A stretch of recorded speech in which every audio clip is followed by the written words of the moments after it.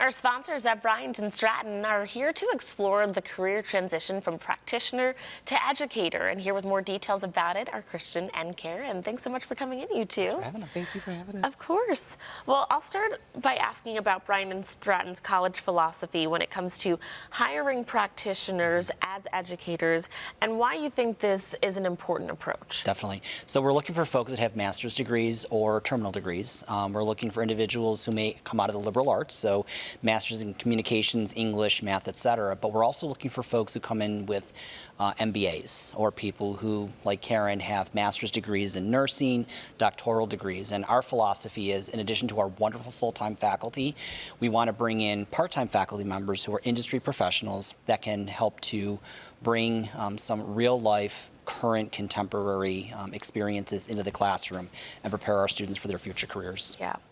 What kind of support and training does Bryant Stratton College provide to help practitioners like Karen transition successfully into these teaching roles? I think it's one of the things that differentiate us the most from other higher ed institutions in the area. First of all, we have a very deliberate onboarding process for new faculty. We put them through some online training that goes across all of our campuses across the 4 states that we operate in. But we also do a 5-hour basically crash course teaching 101 with our new hires. And then what's really unique to us, we have faculty coaches, and they go in and they visit classrooms, they give faculty members feedback on their teaching methodologies and their approaches, and it's all with making sure that they have as many tools in their toolbox to make them as successful in the classroom as they can be. That's right. And talk more about how the college really ensures faculty remains current, both with, the industry practice, but also the best practices for education. Definitely. So we're constantly looking for new ways to teach. We're dealing with a post-COVID world and all the challenges that go along with that, with the skill sets that students bring in. So we always stay current with teaching approaches, such as Teach Like a Champion, which is our recent philosophy. But the other thing also is we support our faculty, whether full-time or part-time, when it comes to going to conferences and staying current in their field. So we try to do everything that we can to make sure that our faculty are as well prepared for the classroom, both from a teaching philosophy approach standpoint, plus also from a content area perspective. And if anybody out there is interested in teaching, we are going to have a information session on Tuesday, December 9th at our Amherst campus, which is located at 3650 Millersport Highway in Gettsville. We'll have a 9 o'clock to 11 o'clock session, and then a 6 o'clock to 8 o'clock session, and that's on Tuesday, December 9th. Awesome. Alrighty, Karen, tell us a little bit about your background. You work at ECMC. Tell us about your role there. So I no longer work at ECMC anymore. I retired recently. I started at ECMC in 1989. I literally grew up there. When I retired, I was the clinical nurse specialist of emergency services. I would say 25 out of my 30-plus years was in the emergency department, and one of my major roles there was in education. So it was an easy transition from working in the clinical hospital setting to the college setting. My other roles were in running the same program there, running their quality program in the emergency department. So those are some of the things that the college also does. We look at student data, how they're doing. We really stay on top of that. This is like one of the first colleges I worked at full time, and I'm blown away by how much detail they really spend with the students. So I would say the transition was really easy. Yeah. Yeah, because it really falls into what I believe in. But what prompted you to get the idea to do this transition from working at ECMC to transitioning to education? So I worked with a lot of the schools of nursing because, clinical placement is really important to them. So I knew the importance of having a placement or a place where students can go to get the best experience. So when I retired from ECMC, I started looking into how can I continue to, give back to the profession that I love.